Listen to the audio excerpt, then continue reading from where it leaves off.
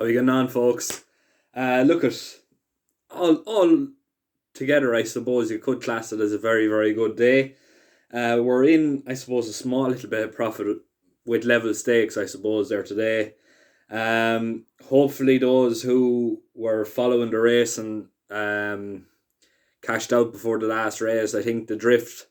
I suppose it encouraged me anyway to cash anyway, but I hope it encouraged all of you who were, I suppose, on board as well, just to, I suppose, take what we could get and, I suppose, cash out at the right time.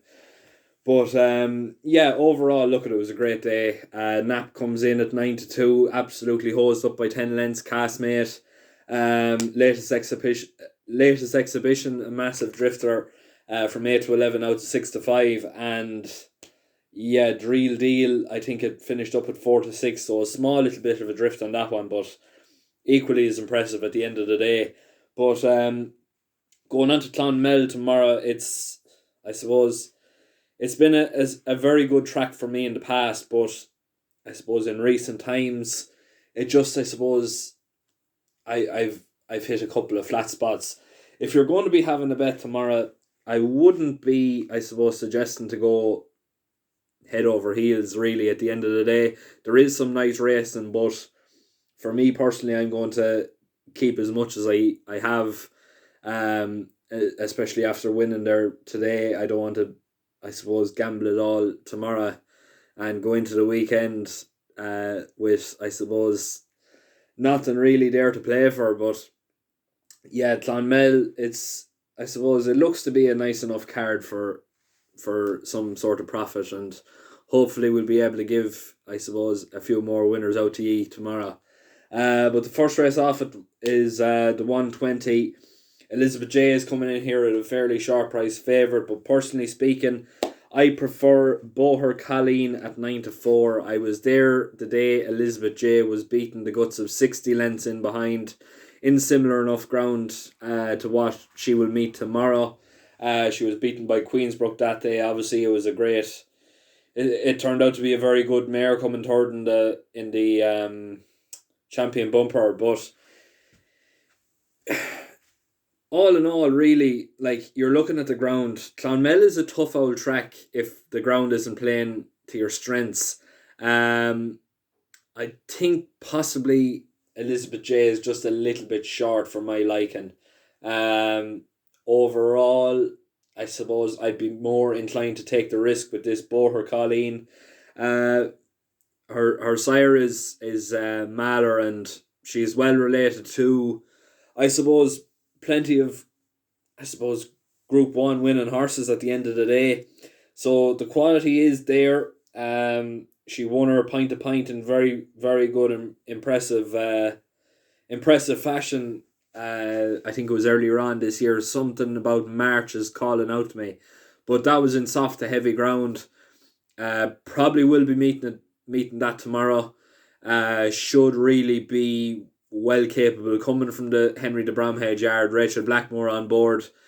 You'd imagine so that Rachel will be able to deliver this horse with the same effect, and I suppose possibly gallop down a tiring favourite out in front.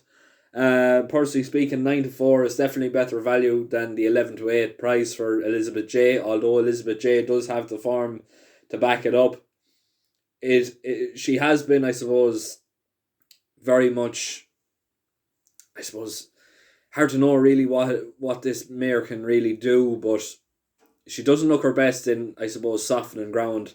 The rainfall there today around, I suppose, Galway, Offaly, Tipperary side of things, it was fairly heavy at the end of the day. Really and truly, the ground is going to soften up massively, and it's going to play into this Boher Colleen's favour. In the 9-4, I definitely think you won't get that price tomorrow. Moving on then to the 150, we are going to go with Decimation at 8-11. It's the only odds on horse we're going to be tipping up today, but for me, it doesn't look to be too short to get behind. Really and truly, when you're looking at overall form in the book, this one does stand out a country mile. It's not really meeting anything here that's, I suppose, of any real standout quality or I suppose, of the quality that it's meeting previously. It's definitely got a good, I suppose, stamp to it. It's put up some very, very good races, and personally speaking, for me, 8 to 11 definitely does look to be. I know it sounds a little bit strange, but it sounds the best value here. Really and truly, this horse, bar a fall, it shouldn't be beaten, and it should be, I suppose, well able to go on and win by a considerable distance. Moving on then to the 220. Next best of the day for me, I know, look at Jordan Canavan is a great, great friend of mine. He's in this race as well for the same syndicate, but personally speaking, Shedding here definitely looks the one to be on. I know a few people might be looking at me thinking that I suppose Shedding is coming into ground that possibly wouldn't be in its favour, but when you look at, I suppose, the overall, I suppose, the whole field really, they all look to be summer horses, so not really any sort of ground is going to be, or any sort of horse is going to particularly be fond of this ground tomorrow. It's definitely going to look ugly, and it's definitely going to look like a slog, and it could well be a race where I suppose a spanner does be thrown in the works, but really and truly, when you look at overall form and look at overall ability, Shedding definitely does look to be the one to be on at 2 to 1. Darrow O'Keefe is taking the ride instead of Jordan here. Jordan is on Rebel Turn, I think the name of it is, for the same syndicate and for the same trainer. Obviously, look at, I want to wish Jordan the very best of luck tomorrow, but I'd say if Jordan had the choice, he'd have picked Shedding as well ahead of Rebel Turn. But look at, for his sake, I'd love him to prove me wrong. I'd love him to go out, I suppose, on a horse at 25 to 1 and absolutely make me look like a total idiot. But um, being realistic, I think that's highly unlikely. I definitely think Shedding here. It's hard to really get past looking at the form and looking at what it's been beaten by, and what those horses have gone on to achieve. Um, I definitely think the overall, I suppose, rating speaks volumes in terms of overall ability, what we're really expecting of this horse, and personally speaking, 2 to 1 definitely looks to be a little bit of a steal. Moving on then to the 250. I suppose depending where you are, it could be worth an each way market, but for me, Ask Heather here at 9 to 2 definitely looks to be one to be keeping on the right side of. A previous course and distance winner. I think it's going over hurdles today. I'm not 100% sure, but it's generally a versatile horse. Um, Really and truly, it sort of first took my eye when the video of it, I suppose, under Mikey Sweeney came to the fore in the pint to pint scene, where I suppose Mikey was literally hanging on by a thin thread, to put it mildly. But since then, I've been following the horse, generally consistent, ground versatile. Um, I suppose the style of the race as well, between hurdles and I suppose fences, it doesn't really matter what way I suppose you race this mare. She is generally very, very consistent. 9 to 2 definitely looks to be a great price, considering the fact that most of the rivals she's meeting here today, although they are in great form, they're meeting a serious penalty, and a couple of these will be, I suppose, reliant on the ground drying out a hell of a lot tomorrow, which I don't think is going to happen. Uh, Ask Heather generally does perform best under, I suppose, a good slog condition. Um, I think 9 to 2. Look, it's hard. It's hard to really know. I noticed there is a good gamble going on. Sweet Sting here. I think it was trading in around the price of 4 to 1. It's been backed into 11 to 4 now, and actually been backed into favoritism now. But it's pretty much a very good. Like it definitely looks to be the best, I suppose, race of the day in terms of overall enjoyment, uh, potential. Really, like you look at this race, there's an awful lot of these when you take the penalties they're coming up against compared to, I suppose, uh, how would you say, the underrated horses. coming up against each other. They're all fairly well matched when in terms of like the handicapper. I think the handicapper has got fairly spot on, and don't be surprised to see 3, 4, 5 horses going hell for leather to the line tomorrow. I think that's exactly what you're going to get. 9-2 for Ask Heather definitely looks to be the best price in the book for me. Moving on then to the 320, we are going to go with She's All Vintage again at 4-1. Potentially wherever you're shopping, if you can get a quarter of the odds, it's at an each way price. It's hard really to know with this one. It's coming in on the back of a very, very impressive win, and it came on the back of a very, I suppose, well gambled winner as well. I think it was in Sligo last time. It was either Sligo or Ballinrobe. It was a funny sort of a course anyway, whichever it was. But it ran on very, very comfortably that day. Actually, it was in Sligo. It beat all the fairies for the Fahy team. I think Kevin Sexton was on board that day. I'm not 100% sure. But back to the point, She's All Vintage. 4-1 definitely looks to be a great price. That horse that day was, I suppose, how would you say it probably came in under the grasp of a handicapper, and I suppose evaded the grasp of a handicapper is a better, I suppose, overall terminology for it. I think 4-1 is a great price. I don't think the handicapper has been too hard on it.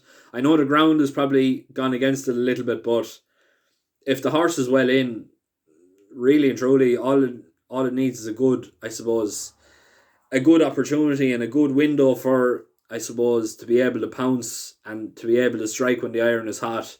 I think She's All Vintage could run a very big race at 4-1. Moving on then to the 350, we're going to go with the nap of the day here. We are going to go with Western Victory at 11-8. Personally speaking, this one here looks to be incredibly great value. Really and truly, when you put it into all things perspective, it's between Andalusia and Western Victory. Obviously, the better price there in terms of value is with Andalusia. Decent enough horse.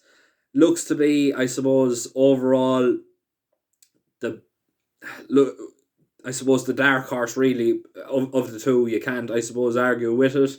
But for me, I think it just prefers the better ground. I think that's what's going to see this horse beaten tomorrow. I could well be proven wrong. I often have been proven wrong by Andalusia. And actually, I have been proven wrong by Andalusia in Clonmel in the past. But Western Victory is the overall superstar of the race. It's the overall superstar of the whole meeting. When you look at, I suppose, what it's beaten and what it's coming up against today, it's like chalk and cheese. I really and truly, anything, I suppose, larger than even money for this horse is an insult to its, I suppose, quality and an insult to his racing ability. I think 11-8 is definitely nap-worthy contendership. Providing it doesn't get a fall like it did in Listowel, there is no way this horse is being beaten. I can honestly put my hand on my heart and say that this horse will hose up, and at 11-8 you're doubling your money at the end of the day. I honestly cannot see how or why this horse is 11-8, but for me it should be definitely a shade of odds on. If not, I suppose come race time it should be 1-2, 4-7 ish. I definitely think that is the best value horse of the race, and for me 11-8, I would absolutely take her hand off for it. 4:20 then, last race of the day. We are going to go with the Abbey here at 7-2. Really and truly, for me, this is a matchup really between Fagon Bialak for Arthur Moore and the Abbey for Gordon Elliott. Really and truly, you're looking at the Downpatrick run where Fagon Bialak got the better, I think, by a length and a half or 2.5 lengths of the Abbey. Now, the Abbey was given Fagon Bialak £7 that day. It was, I suppose, in ground that would suit Fagon Bialak. It didn't really suit the Abbey, although the Abbey has been running very, very good races this season. Now they're racing off level terms. Really and truly, did Fagan Bialak improve enough to, I suppose, better those £7? I would, I suppose, be of the opinion that it wouldn't. Really and truly, when you're going back, I suppose, getting £7 off a horse, really and truly, that horse should then be able to win the race by 5 to 7 lengths. You'd be sort of expecting. Fagan Biala could only beat the Abbey by, like I said, a length and a half or 2 lengths. So it's getting those £7. Really and truly, when you put it all into perspective, you're looking at, I suppose, a £4, I suppose, advantage for the Abbey here. 7-2, I suppose, conjoined favourites. I think what's in the corner, forget about it if the ground softens up even more. If it does, it's going to completely hinder his chances. Unfortunately for Shark Hanlon, I am a big fan of the Shark, but Enton, I suppose, worse off than yielding, or good to yielding, I would be very, very much avoiding what's in the corner. The Abbey, look, it's been a progressive but a very frustrating horse to follow. But when you put it all into perspective, that £7 is being given back now, and in theory, the Abbey should be able to, I suppose, reverse the form and go and actually win his race now today. But look, I'm going to leave it there. Like I said, be expecting some very, very good content over the weekend, I suppose, especially tomorrow and Friday for Friday and Saturday's racing. Really and truly, there is some serious good standard racing on over the weekend. It's an absolute credit to Down Royal or Down Royal race course, as well as just racing in general. That the fact that there are so many Group 1 winning horses going to these sorts of tracks too, I suppose. Although, look, it's behind closed doors. If it was open to the public, I suppose I'd be starting to walk up to Down Royal now to go and see these. But yeah, it's going to be one hell of a weekend. I will promise you that. Best of luck if you're getting on board with Clonmel tips. Like I said, I wouldn't be advising to go too hard today. Like I said, save what you won today for the weekend and possibly double it or treble it by, I suppose, Saturday or Sunday. If you haven't already done so, I think I've looked at the statistics. There's 60% roughly watching these videos that haven't subscribed. What are you waiting for? As soon as you subscribe, you'll be notified as soon as the video goes up online without, I suppose, having to wait for me to post it up, which could take a few minutes. And you could be missing some very, very good prices. Thanks very much. Like I said, please make sure to like, share and subscribe. Tell the mother, the father, the friends. I know there's one girl in here that told the cat about it, about the page recently. So keep getting the word out there. Like, share and subscribe. Best luck if you're following tomorrow. And I'll be back again tomorrow evening for some very good quality racing for Down Royal.